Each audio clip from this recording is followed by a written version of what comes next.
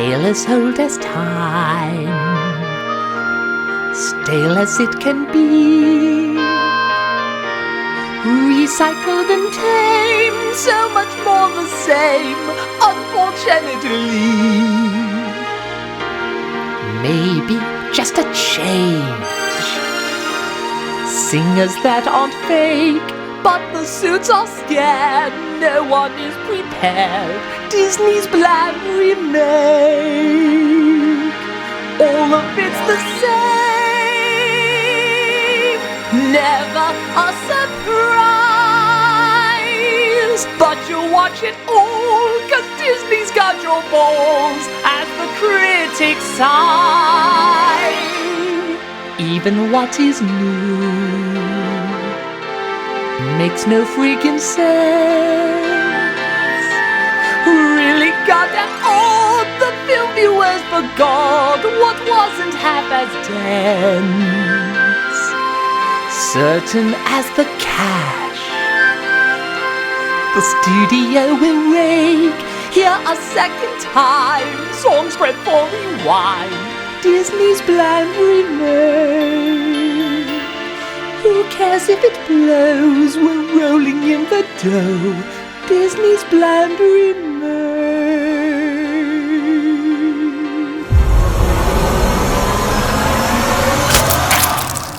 Oh, well that's, oh wow.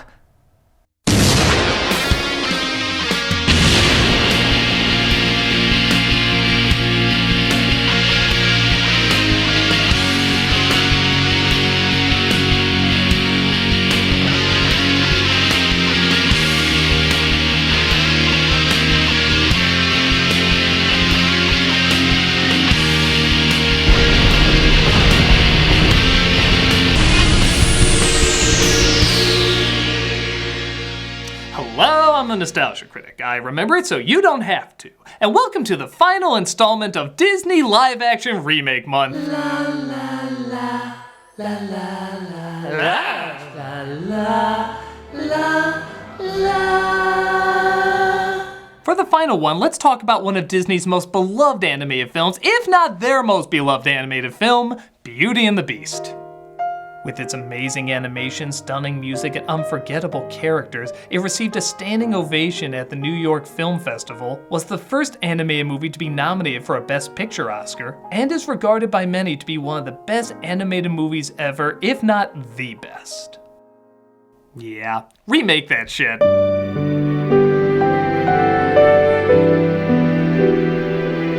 The story of Beauty and the Beast has been told countless times. They range from quick children's cash-ins to unbelievably adult and mature to quick children's cash-ins. Despite it making a boatload of cash, audiences seem split on this remake. Some say it just told the same story minus the fresh take and joy. Others say it's a charming adaptation that captures the magic of the original.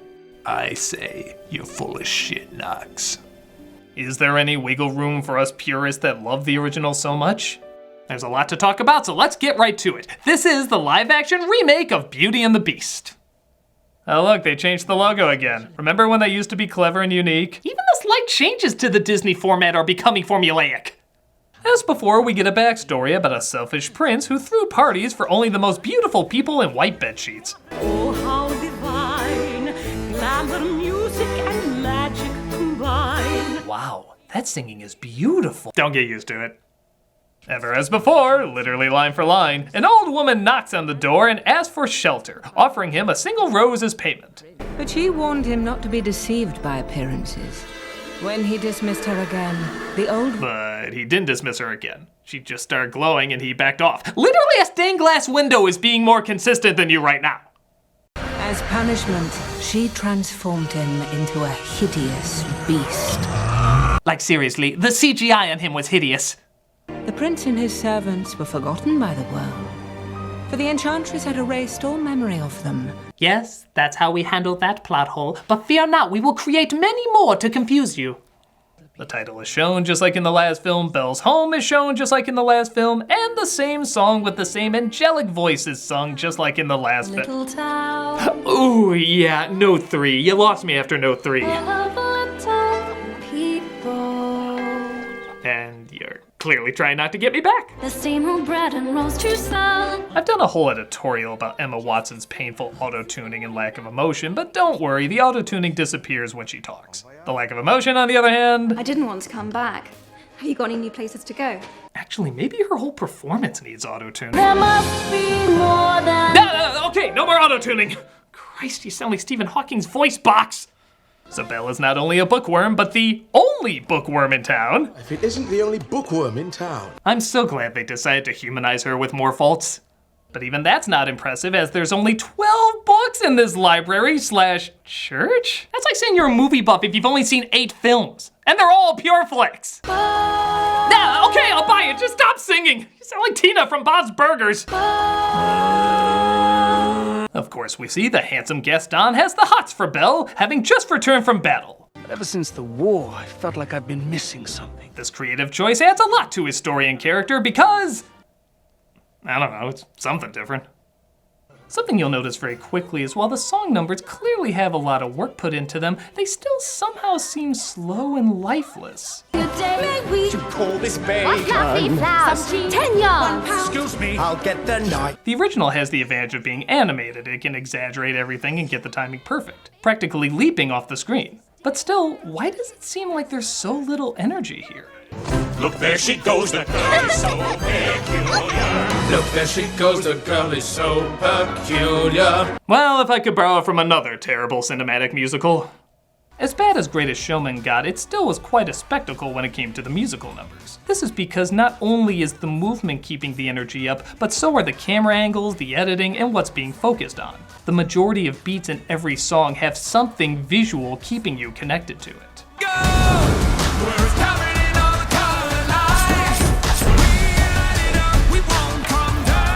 This is just people walking around, and it's shot, edited, and feels like people just walking around.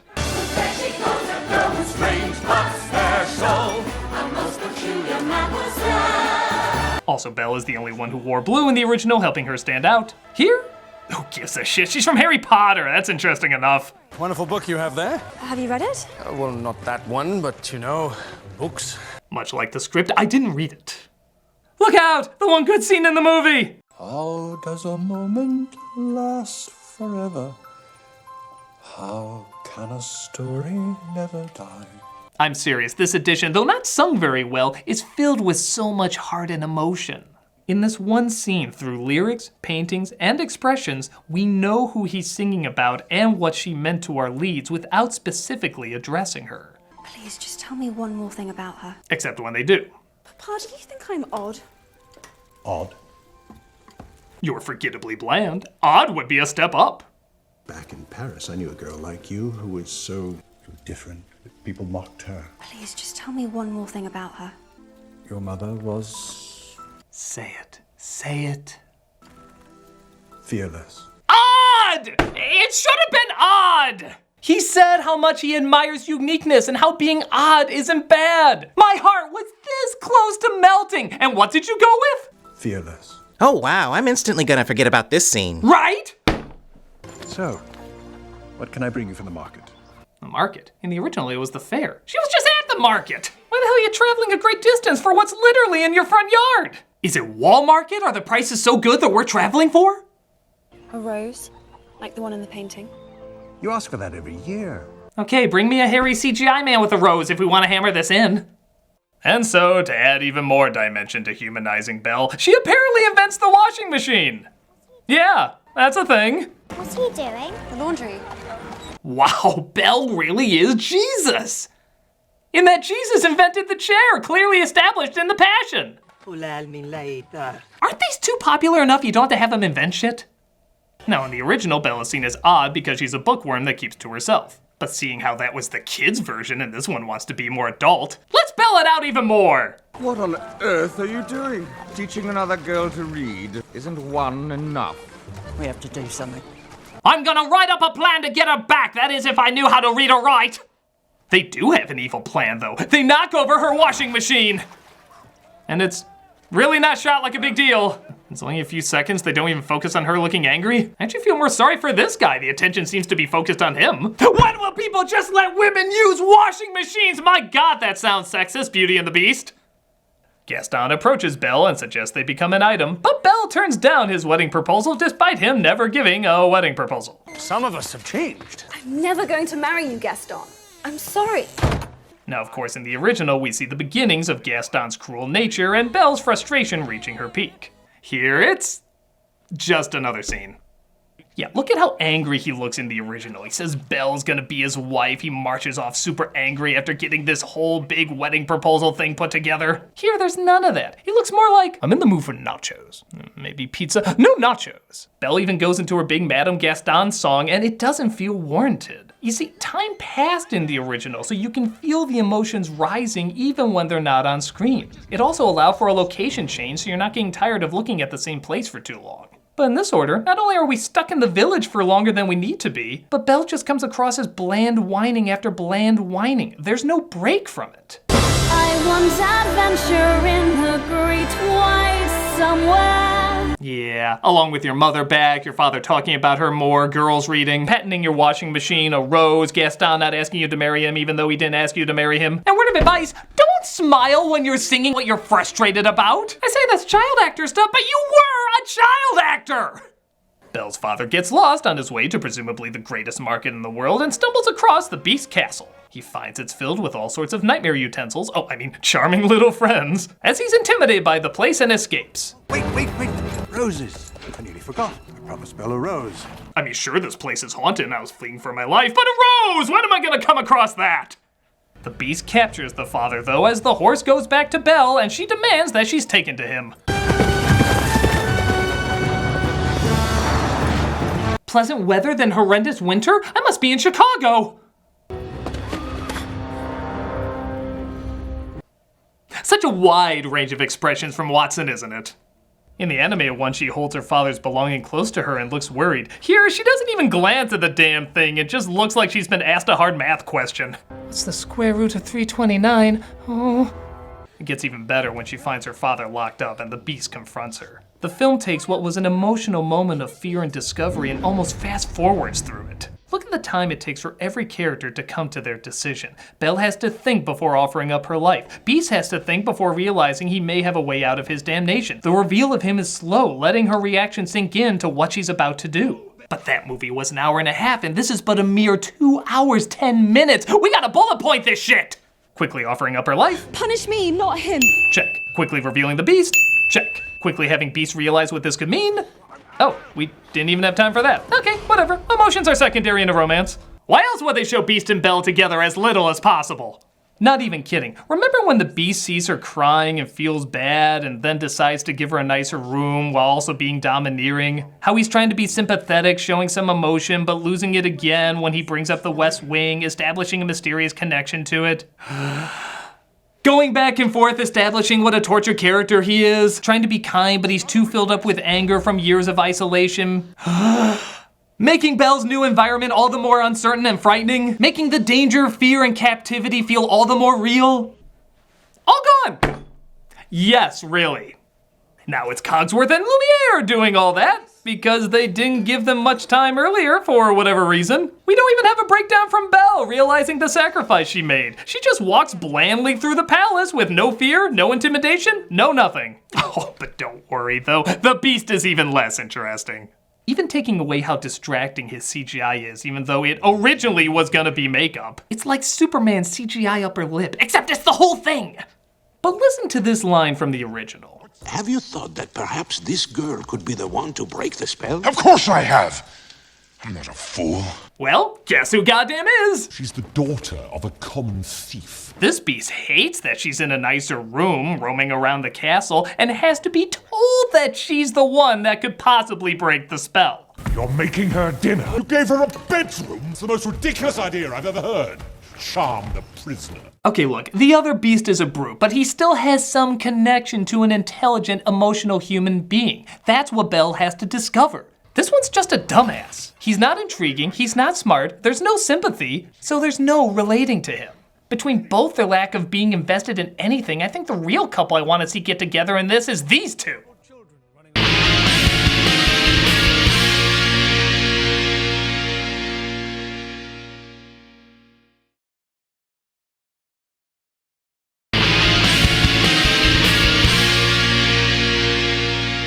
So a mere 43 minutes in, and we're finally introduced to Mrs. Potts. God, I love how this movie is structured.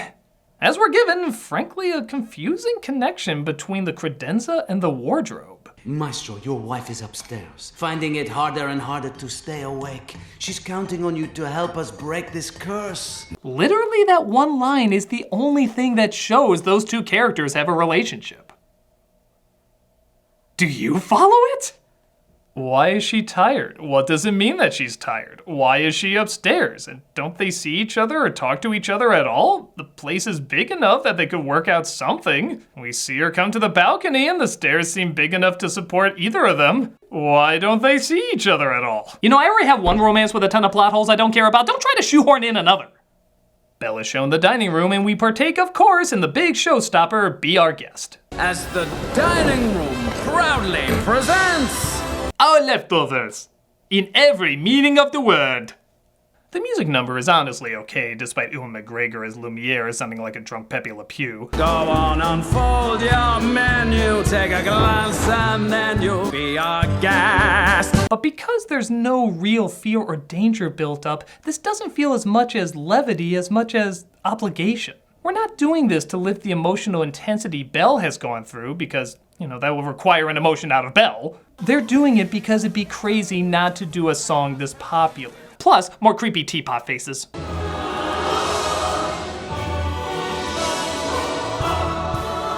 I gonna drink out of you, or are you gonna drink out of me? It even ends kind of awkward. Pudding! I don't understand why you're all being so kind to me. Surely you're as trapped here as I am. Why did you need that weird cut? In the original, she says, that was great. Why don't we look around the castle? It was an easy segue. It would have been easy to have that before she walks through the rooms of sculpted tentacle porn to the West Wing. Oh my God, it looks just like the other rooms. I mean, come on, you remember how destroyed that room looked in the original? It was kind of like, whoa, what happened in here? But because the rest of the castle already looks like architectural clutter, this isn't the least bit jarring. I dare even say, the West Wing looks nicer than the other rooms in the castle. Dibs on the West Wing! But look out, an angry beast with hastily rushed lines! What are you doing here? What did you do to it? Nothing. Do you realize what you could have done? You could have damned us all! Get out of here! 7 seconds. From him appearing to her leaving, 7 seconds. Don't get me wrong, the original wasn't that long either, but look, they're absorbing their actions, taking their time. What they say and do actually has weight to it, amounting to at least a bare minimum of 30 seconds. That's over double the time of this one. You'd think in a longer film they could have expanded on that, but no, they actually make it go quicker. Friggin' quicker! How does this film somehow go faster and slower at the same time? As you'd guess, Belle is cornered by wolves and the beast saves her. Belle's incredibly emotional animation is now replaced by a glance down. Whoa, be careful, that was a whole facial muscle you just used there! As we cut to, well, something new at least, Gaston trying to help Maurice find Belle. Where is Belle? The beast took her, and There are no such things as beasts. I'll just be honest, I'm not entirely sure what Gaston's end game is here.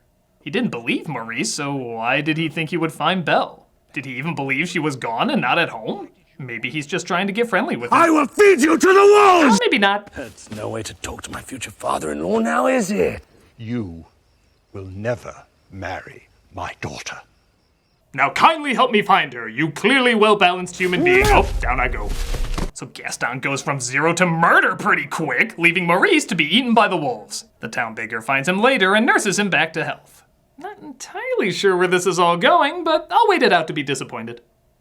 Meanwhile, Belle tends to the beast's wounds as the servants admit that they were cursed too because they didn't help when the beast's mean father made him so foul. And his cruel father took that sweet, innocent lad and twisted him up to be just like him. We did nothing.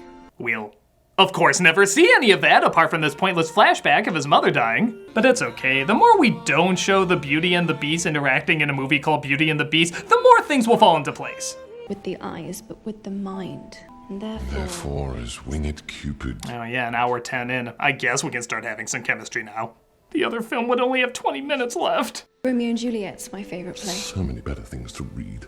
Like what? There are a couple of things in here you could start with. Oh, yeah. So the Beast doesn't give Belle the library to show his thanks and that he understands something she loves. He just accidentally shows it off, trying to get her mind off romance. So much better! Oh, and here's an interesting addition. What happens when the last petal falls? We become antiques. Rubbish. Yeah, if the spell is broken, they don't stay that way. They become actual inanimate objects.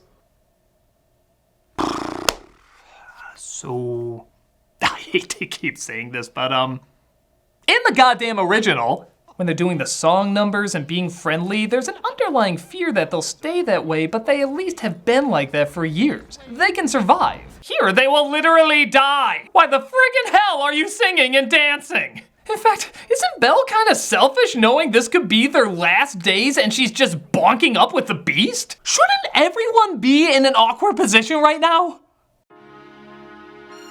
Belle, what is wrong? I'm sorry, I just can't focus on romance right now when this could be your last night alive. Oh, but we are happy to serve you.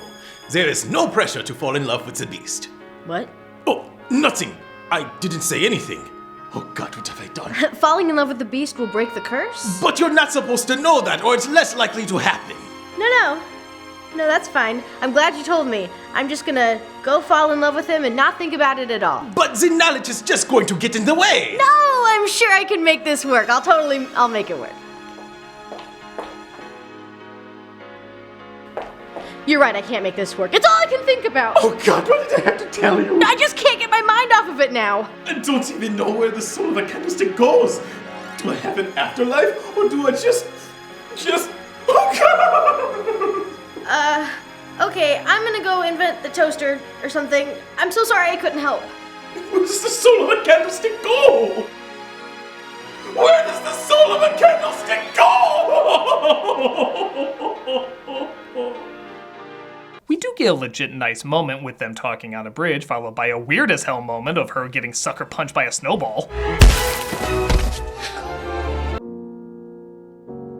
But we're given yet another odd addition of finding out that the Beast has a book that can literally, and I guess literarily, take him anywhere. What? A book that truly allows you to escape. The outside world has no place for a creature like me, but it can for you. So when I'm asleep and you want to escape, you totally can. We just made this even more of a Stockholm movie. They use it to see where Belle's mother died, always a romantic spot, and they never use it again. You know, wasn't that the idea of the mirror, the only window to the outside world? Now that window turned into a goddamn United Air flight. True, they don't treat dogs well, and that could be an issue, but I think you can still go places where there's little to no people. Isolation my ass, I'll gladly get turned into a beast if it means I can literally go anywhere in the world. But nope, let's stay here and awkwardly do our ballroom scene that feels more like two third graders being forced to hold hands. Yeah, this scene was pretty romantically laid out in the original, wasn't it? They make a whole evening out of it, they eat at the table, he learned how to use a spoon, she gets the idea to go dance, but he's nervous because he clearly doesn't know how, so she teaches him, and they both become comfortable in each other's arms. It feels real. It built up to this lovely moment, and it feels genuine. Again, all skipped. Just go straight to the ballroom. Go down the stairs, turn right. That's all people really want to see, just the image, not anything that led up to it. How was this even proposed? If you're not doing anything tonight, I was hoping we could just go to the ballroom, dance for exactly 2 minutes, and stare blankly at each other. But it'll lead to this shot! That means we're in love now. Great plan, by the way, to have currently one of the greatest living singers in your movie and have Emma Thompson sing your big song. As the sun will rise. I'm sure McDonald couldn't top that. God, you're a bad movie! Belle sees through the mirror, though, that Gaston is having her father locked up. Not to get Belle to marry him, but just to cover his tracks for trying to kill him. That is so much better. Wait, it's bullshit. It's bullshit! He's in trouble. Then you must go to him. Wow, again, barely even thought about it. This is actually kind of amazing. Look at the same scene in the Good Movie. He was told he was dying. He looks at the rose, thinks for a moment, on the verge of tears. He then tells her she can go. He realizes what he's giving up, but he loves her so much he's willing to make the sacrifice. This sounds more like an office favor. Hey, I need a digital copy of this, and Frank is the only one with a scanner. You must go to him. Okay, I'll CC you on this. You must go to him. No time to waste. And that's why I'm having you go on horseback and not the magic book that can take you anywhere and bring him right back. Easily solving 2 problems. But then we couldn't have the Gimme Oscar song. Now I know she'll never leave me. Kind of ironic, seeing how Disney stole the Oscar from Disney. The song itself is okay, despite it not being very well sung. And I'll even give credit to the Kill the Beast song after Belle convinces everyone the Beast is real. Hear him roar, see him foam, but we're not coming home till he's dead. It's well edited, well shot, and keeps the energy very high. For the first half. Call it war, call it threat, you can bet they all will follow. Yeah, slow horseback riding, I am so amped right now! The climax is pretty standard with comedic slapstick leading up to the showdown between the Beast and Gaston. Belle, of course, arrives, giving him the courage to fight back. Don't hurt me, Beast. I am not a beast. Granted, I have no other name in this. Even the woman I love calls me Beast, but I just don't like the way you say it. Gaston gets one last shot before falling to his death. The living objects are turned into inanimate objects, and Belle confesses her love in front of the Enchantress?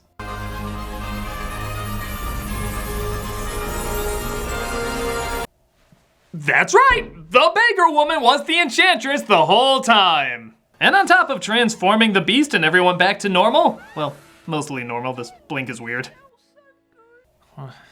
She also gives the townspeople back their memories. Oh yeah, it looks like some of them have friends and family in that castle that she kept separated for years and years. Oh, Beatrice, I remember. I do. This is a goddamn messed up lady.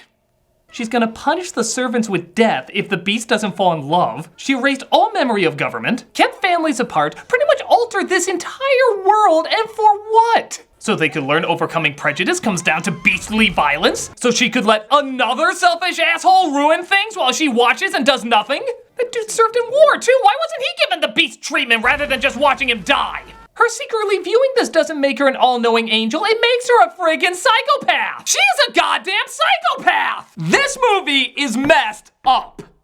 But happily ever after, I guess. Tee hee ha ha, everyone's so happy, just forget the mayhem and terror that bestowed us Christ.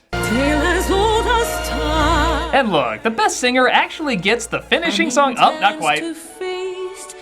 Nature points the way. Shut up, McDonald, you got this voice to contend with. But she got the last note, bitches! And that was really hard to get through. The original is a classic telling of a timeless story. This is just a remake. A remake that doesn't understand what made the original story so powerful. While it's shorter and arguably simpler, every choice plays a part in driving the character's motivations. The emotions feel justified and earned. This one just changes things that don't need to be changed, didn't add enough to make it its own thing, and sped up parts that needed to remain slow. It's as if the story is still there, but the wrong parts are focused on, leading to something that looks familiar but feels false. If you enjoy it, more power to you, but I can tell you, this is a beast I don't think I can ever learn to love. Thank you for watching Disney's live action remake month, and I gotta tell you, after seeing all these animated classics turn into these live action abominations, I gotta see some cartoon that's put to live action done right. That's not it, is it?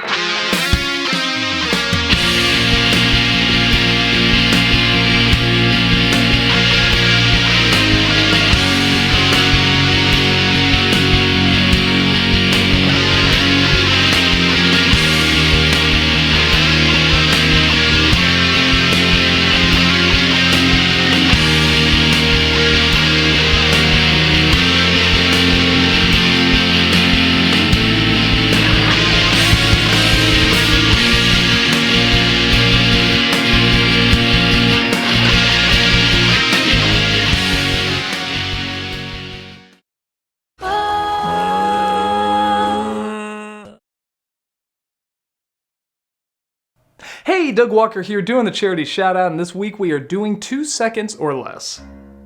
2 Seconds or Less is an organization dedicated to ending childhood malnutrition with its sustainable solutions to hunger. They put nutrition gardens at government schools and educate on nutrition and farming to empower children to break the cycle of poverty both at home and around the world. Growth in agriculture has at least twice the potential impact of any other sector for reducing poverty around the world. It has the ability to support livelihood through sustainable income generation and holistic healthcare. Through this program's work, students learn that to grow up and become a farmer is not a desperate end, but a hopeful beginning. If you look at their site and their YouTube page, you can see all the children being helped and all the people who work day and night to make sure they have the strength and energy they need for the future. Click on the link and see what you can do to help a small child in a big way.